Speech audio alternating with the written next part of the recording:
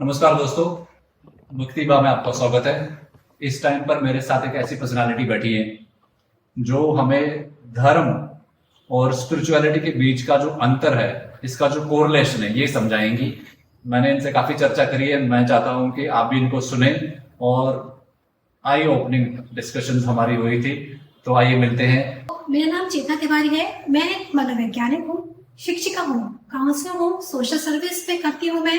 और साथ ही साथ में कुछ अपने मेरे यूट्यूब चैनल है जिससे मैं अपने बच्चों को, अपनी जनरेशन को किसी भी तरीके से निस्वार्थ भाव से गाइड करती हूँ। तकरीबन 14 साल से मैं इस क्षेत्र से जुड़ी हुई हूँ, जिसमें मैं अपनी शिक्षा, बच्चों को शिक्षा दे रही हूँ, बच्चों को काउंसिल करती हूँ। सिर्फ बच्चों को ही नहीं, साथ ही साथ उस क्षेत्र से जुड़े हुए अभिभावक और शिक्षक शिक्षिकाओं को भी उनके मनोनुकूल और उनकी आवश्यकता के अनुसार उनकी जो भी परेशानियां हैं उनका मैं परामर्श समय समय पर देती आ रही हूँ।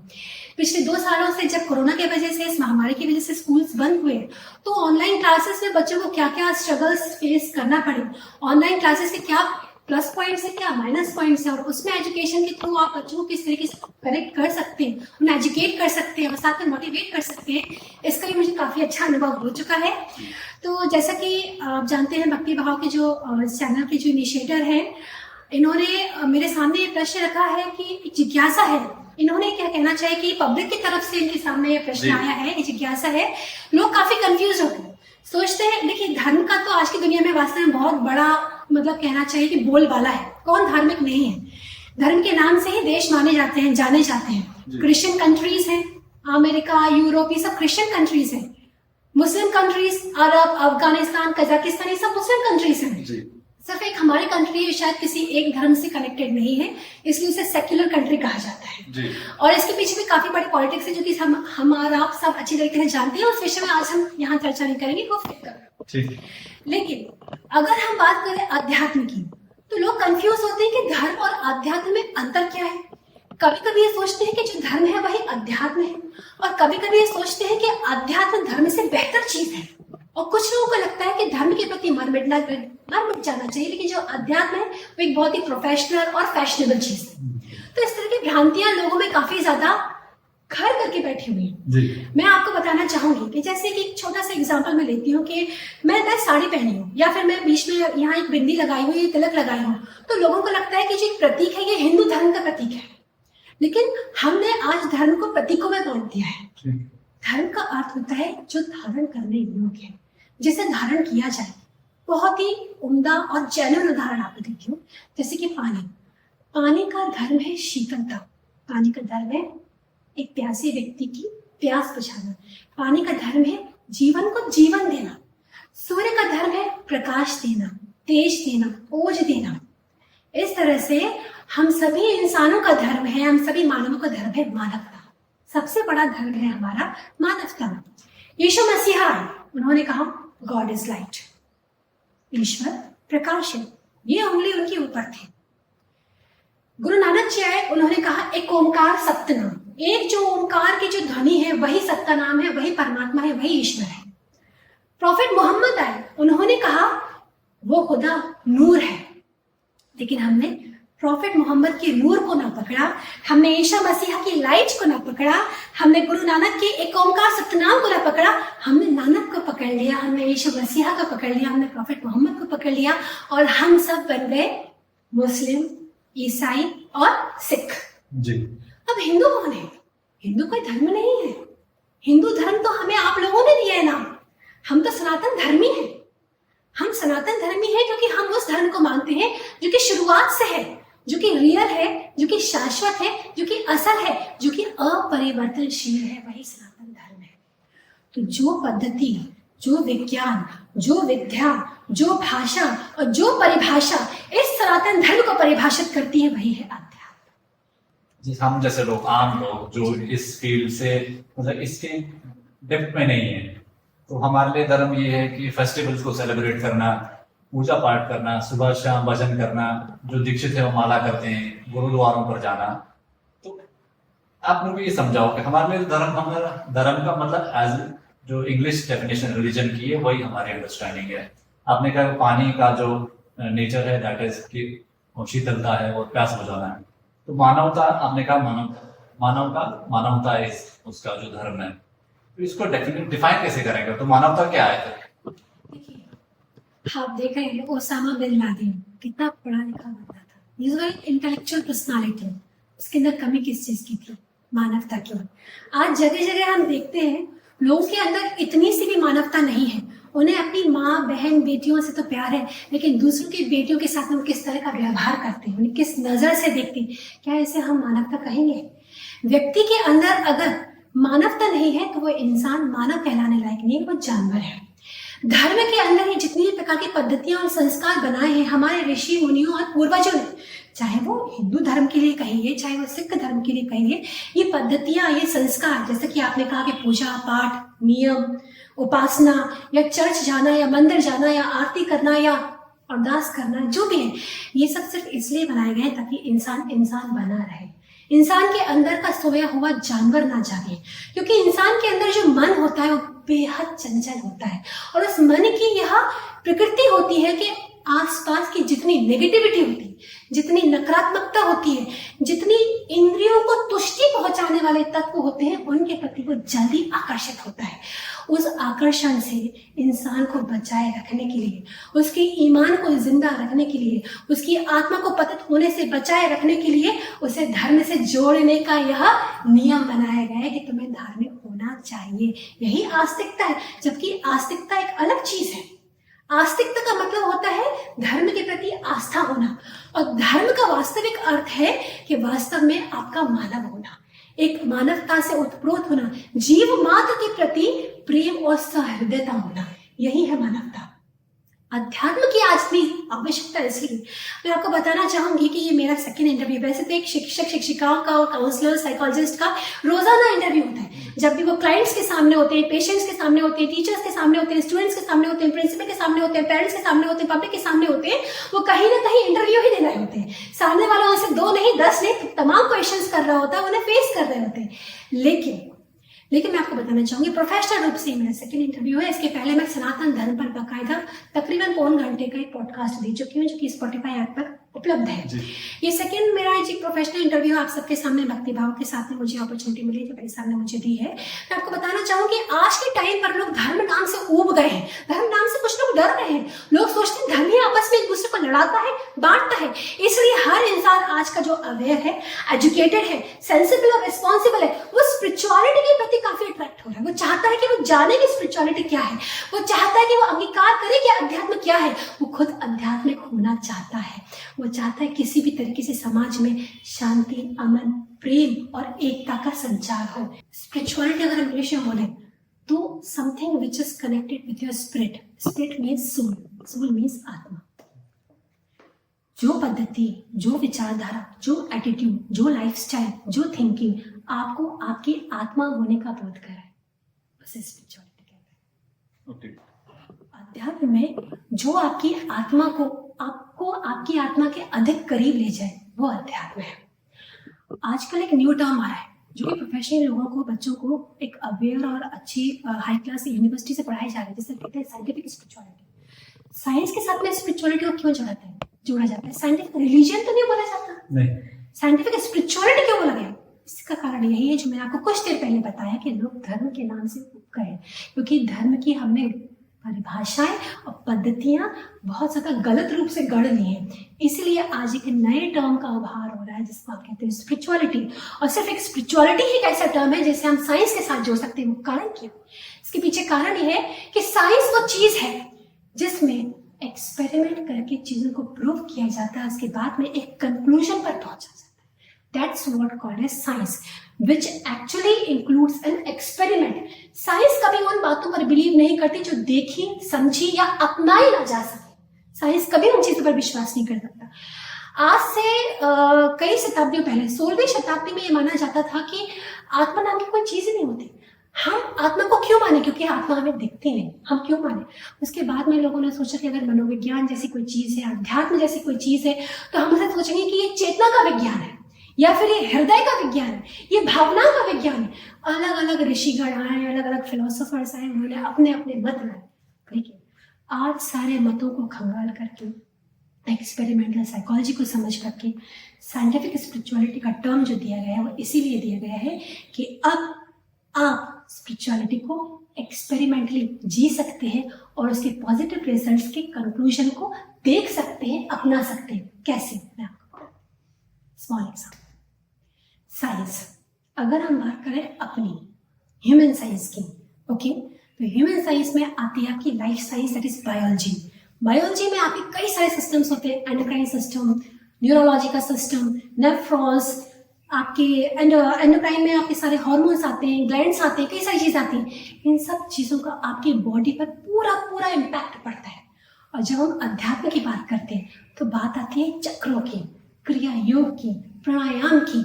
और ये चक्र आज साइंस ने इस चीज को खोज लिया है और खुद रिलेट कर दिया और खुद घोषणा कर दी है कि yes, what the Indian philosophers, scientific spiritual seekers, are saints, they said कि अध्यात्म और योग आपके धर्म से और विज्ञान से अलग नहीं। उन्होंने प्रूव कर दिया। वो कैसे? वो ऐसे, एंडोक्राइन सिस्टम में जो ऑर्गन्स होते हैं, ग्लैंड्स होते हैं, ग्लैंड नाम की एक ग्रंथि होती है जो कि हमारी बॉडी में यहाँ से आपके मूलाधार चक्र तक होती है, आपके एनल स्पॉट तक होती है। उसमें पर्टिकुलर अलग अलग ऑर्गन से, अलग अलग ग्लैंड से पर्टिकुलर हार्मोन सीक्रेट होते हैं। ये पर्टिकुलर हार्मोन्स हमारी बॉडी के पर्टिकुलर पार्ट में इम्पैक्ट डालते हैं, इफेक्ट डालते हैं। कुछ ग्रोथ हार्मोन्स होते हैं, कुछ आपकी बॉडी को stress and fight and flight की सिचुएशंस में आपको फेस करने के लिए आपको रिस्पॉन्सिबल बनाते हैं। कुछ हार्मोन्स आपके स्ट्रेस को रिलीज करते हैं, कुछ हार्मोन आपको स्ट्रेसफुल कर देते हैं, कुछ हार्मोन्स आपकी बॉडी को बिल्कुल हेल्दी रखते हैं, कुछ हार्मोन्स आपकी बॉडी में कैंसर टिश्यूज उत्पन्न कर देते हैं। आज की डेट में इतने कैंसर हो रहे हैं, घर घर में एक बंदा ब्लड प्रेशर का मरीज है, डॉक्टर साहब बोल देता है कि ये ब्लड प्रेशर की जो दवाइयाँ हैं आज नहीं, कल नहीं, लाइफ टाइम तुम्हें खानी, इसका तुम्हें लाइफ टाइम चलाना है। क्यों? क्योंकि वो ये नहीं बोल सकता कि ब्लड प्रेशर की कोई दवाई होती ही नहीं है। 99% ब्लड प्रेशर की जो प्रॉब्लम्स हैं वो फिजियोलॉजिकल नहीं, साइकोलॉजिकल है। और साइकोलॉजिकल प्रॉब्लम्स को सॉल्व करने के लिए सिर्फ और सिर्फ एक जो विधा है वो है स्पिरिचुअलिटी। इसीलिए आज चूंकि साइंस समझ चुका है कि अच्छी लाइफस्टाइल, अच्छे थॉट पैटर्न से अगर आपका बॉडी स्वस्थ रह सकता है, इट मीन्स कि जो स्पिरिचुअलिटी है वो साइंस से कनेक्टेड है।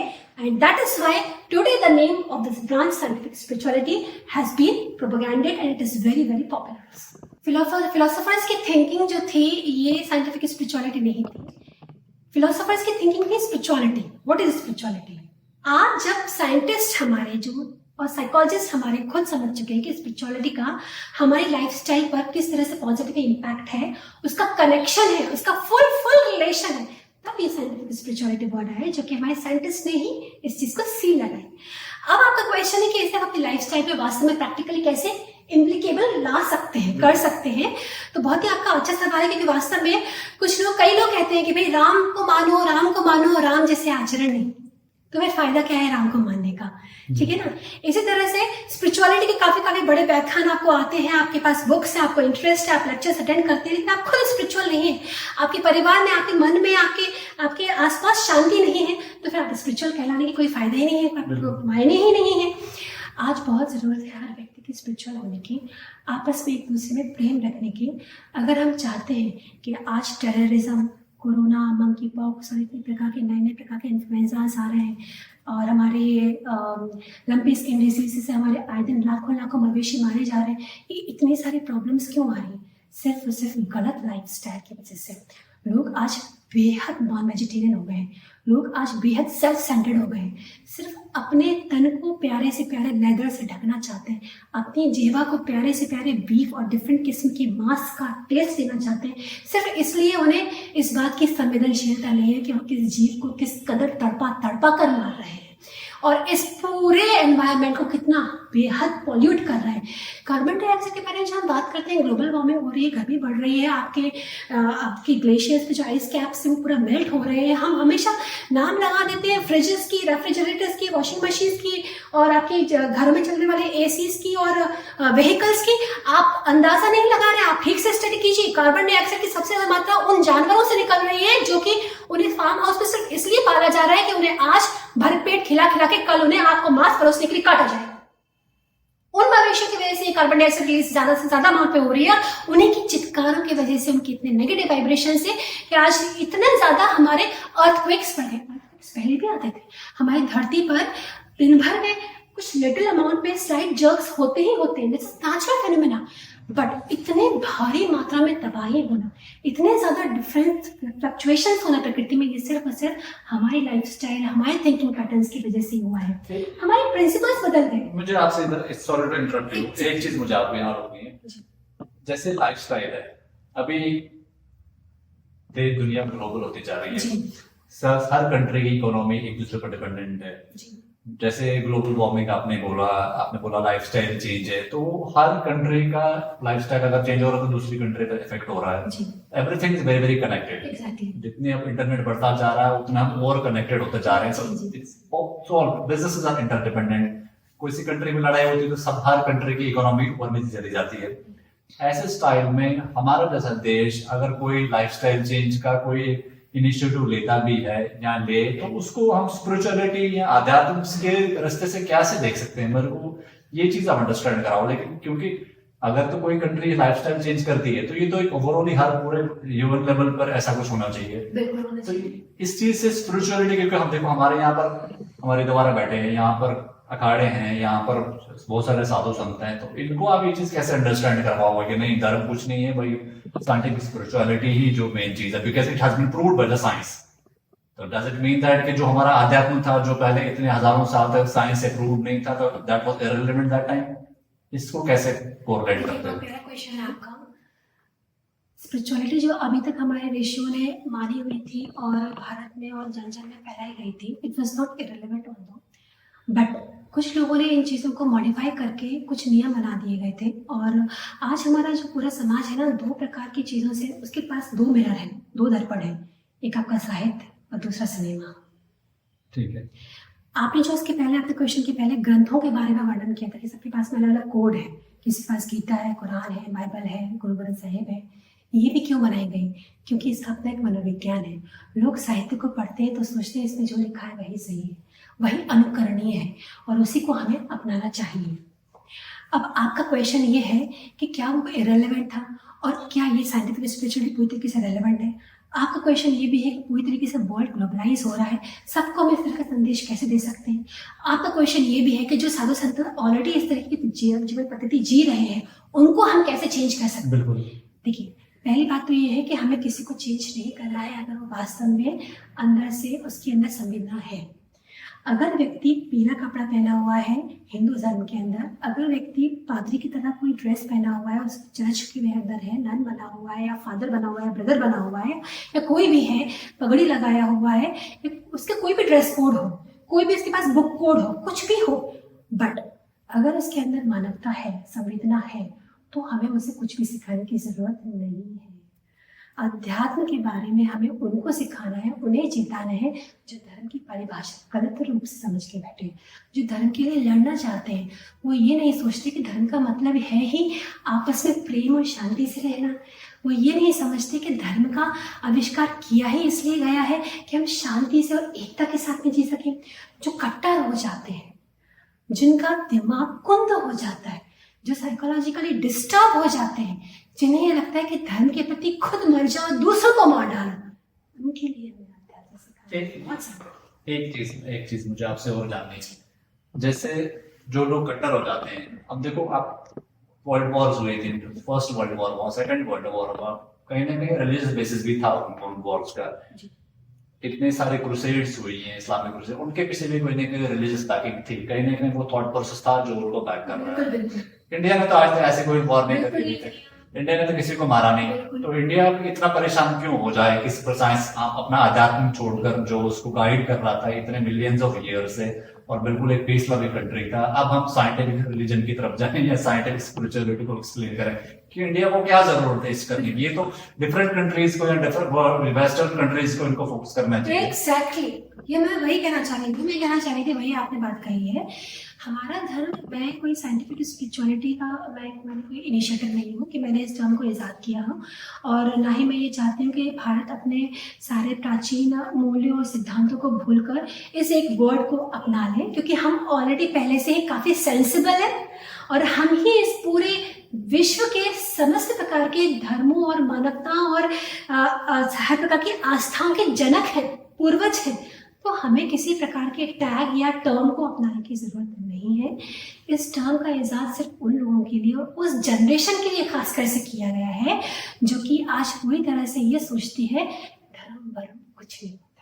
और खासकर से भारत में जो धर्म की किताबें सिखाई जाती हैं, मान्यताएं बताई जाती हैं, पूरी पूरी कल्पना। हाँ, इसमें कोई दोहराई नहीं। मुगल काल के टाइम पर हमारे धर्म शास्त्रों में इन मुगलों ने कुछ स्वार्थी पुरोहितों को कुछ छोटी सी घूस देकर काफी सारी कथाओं में फेरबदल किए हैं, जिन कथाओं की वजह से आज की हमारी जो युवा पीढ़ी है, जो बच्चे हैं, जो किशोर हैं, जो कच्चे मन के हैं, जिनके ऊपर सिर्फ और सिर्फ टेलीविजन और सिनेमा की छापे, ना कि हमारे धर्म शास्त्रों की और संस्कारों की छापे, वो डिस्ट्रैक्ट हो जाते हैं।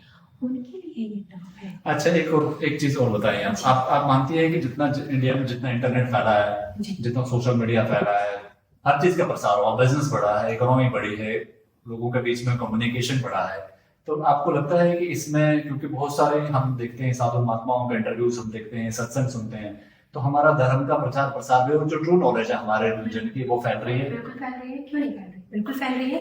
देखिए, आज के जितने भी कथावाचक है उसमें से मैंने कहूँ कि सभी के सब आइडियल या आदर्श है, या जो भी वो फरमा रहे हैं सत्य फरमा रहे हैं, निस्वार्थता से फरमा रहे हैं, क्योंकि उनमें 90% अपने प्रोफेशनल रूप से अपने पैसे के लिए, पब्लिसिटी के लिए लोग कथा करते हैं।